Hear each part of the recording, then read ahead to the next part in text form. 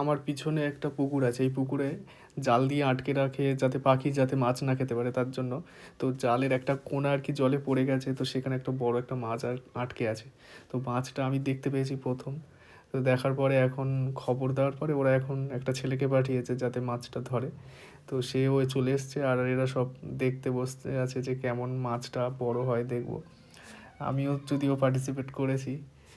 এই দেখতে পাচ্ছ এখন জলে নেমে গেছে। তো মাছটা প্রচুর শক্তিশালী, কারণ জালটা অনেকটাই ছিঁড়ে দিয়েছে এবং টেনেও নিয়ে চলে গেছে। পুকুরের ধারে ধারে প্রায় সবাই এসে দাঁড়িয়ে আছে যে যদি বা বিক্রি করে আমরা কিনে নেবো, আমরা কিনে নেবো।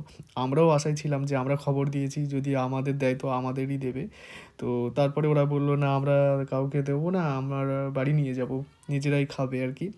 তো এই পুকুরের মাছটার একটু প্রতি সবার একটু লোভ আছে, কারণ কি এই পুকুরের মাছের গায়ে কোনো শ্যামলা গন্ধ হয় না বা ভালো খাবার দেয়, যেহেতু পুকুরে অন্যান্য পুকুরে কী সব বাজে খাবার টাবার দেয় শুনেছি, যেগুলো আমি বলতে চাইছি না এখন ভিডিওতে। তো সেই জন্য অনেকে খেতে চায় না এই সব মাছগুলো। তো এটা তো ট্যাংরা মাছ দেখেই বুঝতে পারছো, দেশি ট্যাংরা। দেশি ট্যাংরা খেতে খুবই টেস্টি হয়, যদিও আমি মাছ খাই না, তাও এই মাছটা যদি ভালো পুকুরের হয় তবেই খাই। একমাত্র এই পুকুরের মাছটা যদি বা কোনো সময় ধরে তখনই আমি মাছগুলো খাই। বাদবাকি অন্য পুকুর থেকে যখন কেনে আমি একদমই খাই না, বা বাজার থেকে কিনে আনলে তখনও খাই না, আর তখন খুবই ঘেন্না লাগে সেই সব কথাগুলো মনে পড়ে। আমার ভিডিওতে যার কমেন্ট সেরা মনে হবে অবশ্যই আমি তার কমেন্ট পড়ে শোনাবো, অবশ্যই ফানি হোক বা যাই, নেক্সট ভিডিওতে পড়ে শোনাবো।